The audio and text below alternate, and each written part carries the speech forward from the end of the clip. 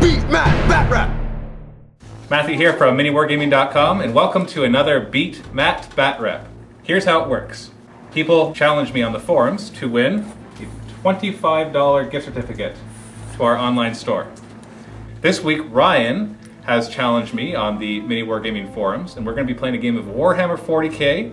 It's going to be Space Marines versus my Tyranids. We're going to do 1,500 points, and it's going to be kill points with regular deployment across the board. So let's jump right into the armies and the board. On my side we have 1,500 points of Tyranids. I decided to go for a Hormigaunt army backed up with Trigons and a Hive Tyrant. So I've got 4 full groups of Hormigaunts, a group of Ripper Swarms, and right here we have the heavy support. We got our HQ choice, the Hive Tyrant. He's actually got twin-linked Devourers rather than the Venom Cannon you see there. And we got the 2 Trigons. They're both Trigon Primes. Of course, the one is scratch built and the other one is a GW one. And then for the troops choices, we've got 4 groups of Hormigaunts with Toxin Sacks. So they all wound on 4+. And a small group of Ripper Swarms, all with Spine Fists and Toxin Sacks, just for fun. I actually wanted to bring more Ripper Swarms, but unfortunately did not have the room for the points. So that is what I will be going with. On the other side we have Ryan's Space Marines, and these are your vanilla Space Marines. He's got 2 tactical squads with rocket launchers and flamethrowers. And then he's got a squad of Stern Guards, all with combi flamers. So lots of flame templates. He's got an ironclad dreadnought, the Hurricane Bolter, the Seismic Hammer, and I think there's a Hunter Killer missile on there too.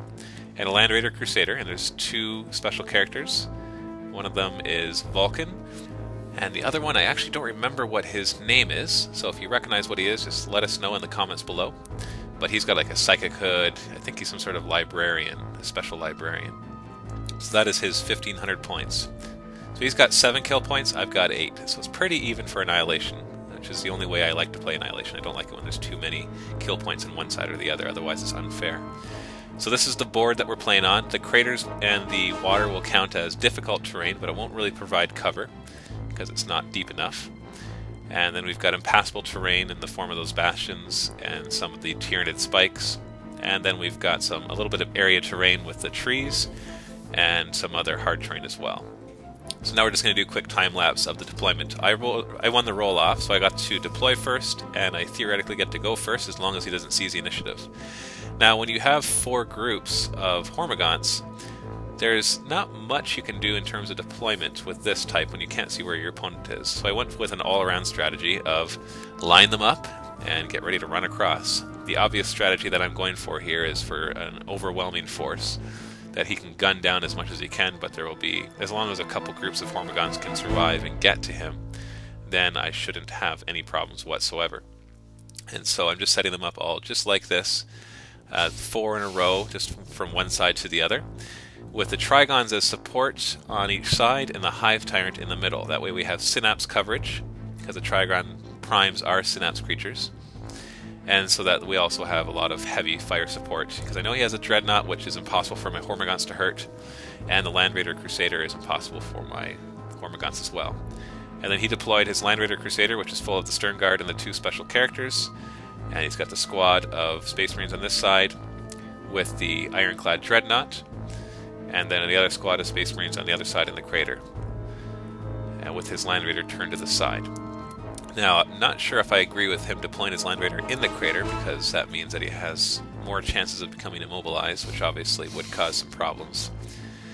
And then you can see everybody's lined up. The Ripper Swarms are up in the front, because they're going to be slower than a Hormigaunt, so I need to give them a bit of a head start to get up into combat. I'm not sure if they'll do much anyway. So it is time to see if he will steal the initiative, and he rolls and does not. So we are going to jump right into my first turn. Now this is going to be pretty straightforward. We do all our running at the same time as moving. It's just easier, so I did all of my difficult terrain rolls and running, so if it looks like I'm moving more than 6 inches, it's because I am. And the Trigon even ran. I believe everybody ran. Nobody's trying to do any shooting. The Trigons do have a shooting attack, but they just wanted to get up as far as they could before they started using it. So we have the Hormigauns moving up, everybody's running. The Hive Tyrant is moving up, And he ran as well, but I think he did pretty bad at this difficult terrain, so he didn't move very far. And so we got the Trigons coming up. We got a bit of a cinematic shot here as the other big Trigon turns sideways. And he's a little unstable there on his base, as a little bit on an angle, and I still have to finish gluing him to that base. And so everybody's moving up. The strategy is simple. I want to get into combat in the second turn. The less shooting he does, the more I will survive, especially with those combi flamers and the frag missiles and everything else that he can do. The Land Raider Crusader I was really worried about.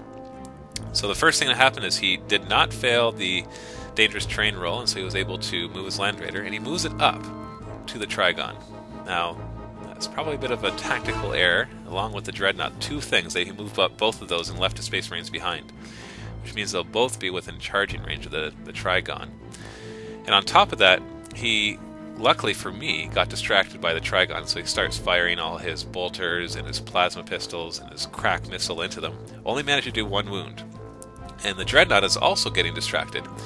Whereas if I was to kind of give some advice here, with the Hurricane Bolter and with frag missiles, that's perfect against the Ripper Swarms, who are vulnerable to blasts, so they take double wounds.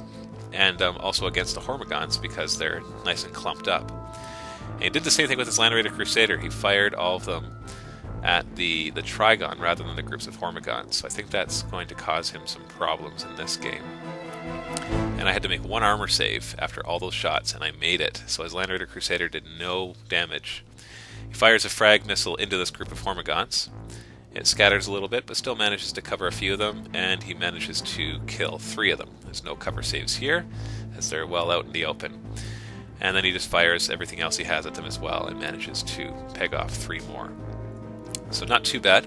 When we look at the overview of everything that happened, basically I moved up, and he moved up his vehicles, and so I'm ready to pounce on the vehicles, although I don't think I'll get to his Space Marines in turn 2, which is too bad. But I'll have to get there in turn 3 instead. And so my guys are all lined up, ready to pounce. Now his Land Raider did move 6 inches, so it'll be a little harder for me to hurt it. Right now the score is only 0-0 because nobody's gotten any kill points yet. But we are lined up and ready to charge at each other for the next turn. So I just have to worry about the Stern Guard and those special characters. That Land Raider is a lot stronger than it looks. Moving into my second turn, the Trigon is moving up, of course, to engage the Land Raider, hoping to be able to destroy it. He's got 7 attacks on the charge, so he should be able to do some damage. Then he's what's left of these Hormigons. Still a good, healthy 14 are moving up to engage the other Space Marines. And the other ones are moving up to go around the Dreadnought. They're not going to engage the Dreadnought because they can't do anything with their Strength 3 against armor of 13 in the front. And then the Ripper Swarms are moving up. They're running because they're not going to be in the 12-inch range to fire their Spine Fists. And so they're just going to go up as far as they can. And then the Hormigons will follow closely behind them. And of course, before he gets blocked, the Trigon's got to move up, because he's about the only thing that will be able to take on that Dreadnought. Now, the funny thing is, the Dreadnought is really well equipped to take on vehicles because of the Seismic Hammer. But the Seismic Hammer doesn't really give much advantage against a monstrous creature, unfortunately. It just really counts like a Power Fist, essentially. And so it's not going to get the same advantage as it was against a vehicle, where I think it actually gets to do extra armor penetration or something. And so everybody's just moving up. These ones are trying to hug the cover a bit so that if they do get shot at, they can get that cover. The Hive Tyrant moves up, and now he's going to do a Psychic attack onto the Dreadnought, where it'll reduce his weapon skill and Blizzard skill to 1. He makes his Psychic attack, but unfortunately gets nullified by the Psychic Hood. So both Trigons engage, and we start to the attack. And so the first one only gets 4 hits, and actually only manages to do 1 penetrating hit. And that penetrating hit only takes off his one weapon. He also did 1 glancing hit, which shook the crew, so he won't be able to shoot, except for the Machine Spirit. The other one did a lot better, and gets to reroll because with Scything Talons got 6 hits, and then he rolls penetrating, and that one I think is ignored, and that's penetrating right there, and that's nothing, and that's nothing, and that's another penetrating. So with the 3 penetrating hits, we roll again, and 2 6s. So that Dreadnought gets destroyed without even getting a hit back. So unfortunately, all that Dreadnought was able to do was knock a wound off of the Trigon, and that's all he did. And so probably would have been better if he kept it back and used it more on the Gaunts than the Trigon.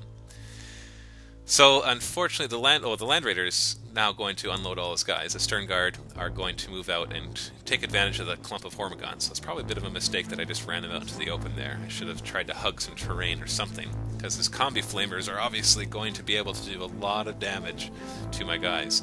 So he gets the Vulcan independent character out with them, and he leaves the other independent character inside the Land Raider, and then rolls a 1 on the dangerous terrain and immobilizes himself. The Land Raider gets stuck in that crater, which is really going to suck because the Trigon is right beside him, which means he's going to get 6 free hits on him, and it's just going to be a massacre at that point, because when you get 6 free hits from a monstrous creature at strength 6, it doesn't matter if your armor is 14, he's going to be able to slice and dice right easily. So the Combi Flamers are all opening up here. And as you can see, he's got lots of flamers. He actually uses about 9 out of 10 of his Combi Flamer shots, because he wants to make sure to get rid of this group. And as you can see here, he only needed 3+ to do damage, and he gets to re-roll because it was one independent character. And I think he did 40 wounds, and it's only 20 Hormigons. So in a sense, it was a bit overkill, because he could have saved the other flamers for the other group. And then these Space Marines are opening fire on these Hormigons, because they might as well. Frag missile veers off course and kills 3 of them, rather than probably killing 4 or 5 if it stayed in the middle. And then he rapid fires, and he also has a plasma pistol in there. The green one's a plasma pistol, and he gets to do lots of damage, and he wipes out most of the rest. And then last but not least, he drops the flamer in there, although obviously it'd be a good idea to do this one first, because technically it all happens at the same time. And he kills 1. He only manages to get to the 1. Then the Space Marines decide that they're going to open fire on the Ripper Swarms. And so since they're vulnerable to blasts, he wants to drop a blast on them, which unfortunately scattered off and hit the Hormigons. But at least he got a target, still managed to kill 3 Hormigons with that blast. But it would have done double wounds against the Ripper Swarms, so that would have been nicer. And then he rapid fires and plasma pistols into them, and manages the damage. Now the plasma pistol will instant kill, but when I rolled my saves, I actually saved against a plasma pistol shot. And so that would have insta-killed the 3 wounds off of one of them, and unfortunately did not. Now the Trigon's getting his hits, only gets 3 hits, but there's a penetrating, nothing, and nothing. So 1 penetrating hit, and I roll a 5 and wreck his Land Raider. So even though I really failed on all the hits, wrecked his Land Raider, and his independent character had to bail out. So we just do a quick overview of turn 2.